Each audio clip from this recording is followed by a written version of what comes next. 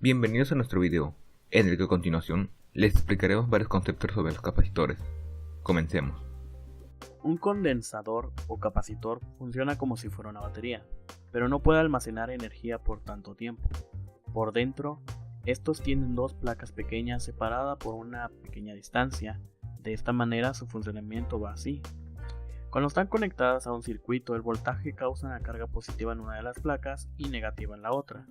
A fin de cuentas, esto tiene como resultado una carga que el capacitor puede mantener durante cierto tiempo.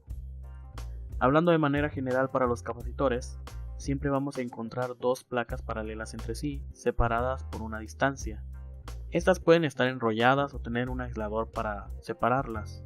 También puede ser que esta distancia entre placas se pueda ajustar, como es el caso del capacitor variable.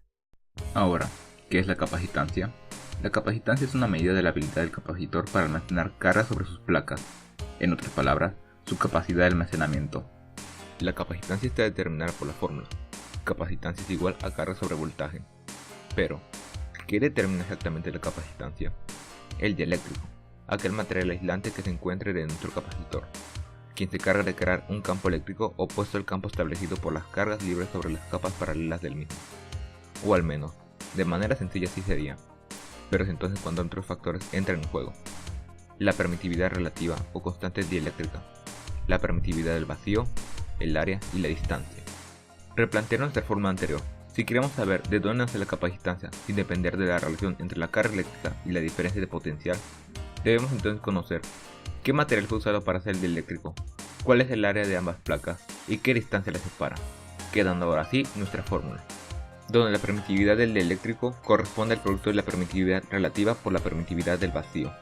La permitividad relativa está determinada por el material del que está hecho el dieléctrico, como se muestra en la siguiente imagen, y la permitividad del vacío corresponde a 8.85 por 10 a la menos 12 farados por metro. Pongamos un ejemplo. Sabemos que nuestro dieléctrico es de porcelana. Su permitividad relativa corresponde a 6.0. Cada placa tiene un área correspondiente a 0.02 metros cuadrados y hay una separación entre ambas de 2 milímetros. Sustituyendo valores, nuestra fórmula queda de la siguiente manera: 6 por 8.85 por 10 a la menos 12 farados por metro por 0.02 metros cuadrados entre 2 por 10 a la menos 3, lo que nos da como resultado 531 picofaradios. Y listo, hemos obtenido la capacitancia de nuestro capacitor. Los capacitores, como las resistencias, se pueden clasificar en fijos, que son los que tienen un valor constante marcado y no puede ser modificado, y las variables, que pueden modificar su capacidad mediante acción de medios mecánicos, a la vez que cada uno tiene sus divisiones y características propias. Estos son los siguientes. Los cerámicos están formados por un disco cerámico, que además de ser un dieléctrico sirve de soporte. Las dos caras del disco están recubiertas de plata, sobre las que se sueldan las dos terminales. Toda esta estructura se recubre con un material aislante.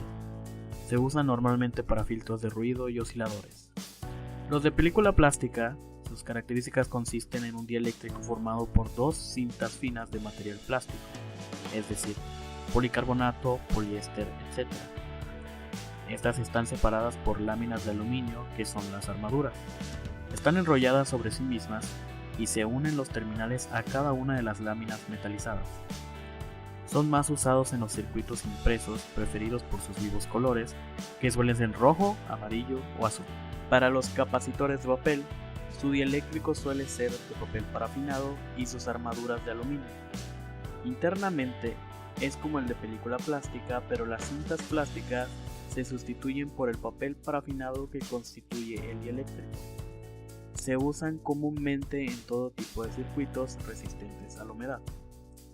Los de mica suelen ser un dieléctrico de mica. Este posee varias propiedades que la hacen adecuada como un dieléctrico: bajas pérdidas, división en láminas finas, soporta altas temperaturas y no se degrada por oxidación o humedad. Son los indicados para osciladores dentro de circuitos que requieren un componente estable.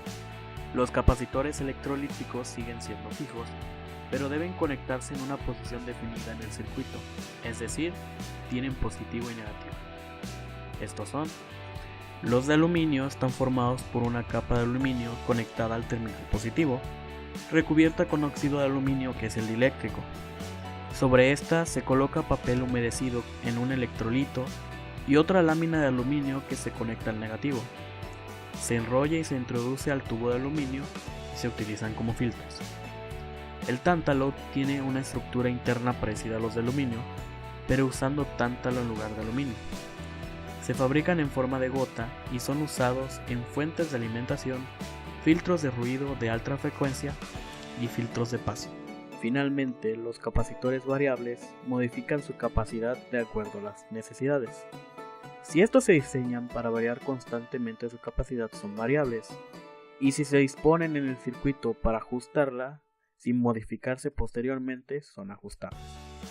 Su uso va en osciladores, circuitos de sintonización y filtros de corriente alterna. Realizar los cálculos para la sucesión en serie y paralelo en los capacitores no es nada complicado, pues tiene similitud a las leyes de Kirchhoff, exceptuando que al reducir, o sea, al sustituir los capacitores a uno solo, se cumple inversamente las resistencias. Sacar el cálculo en serie en los capacitores es como sacar el cálculo en paralelo en las resistencias, y el cálculo en paralelo en los capacitores es como en serie en las resistencias.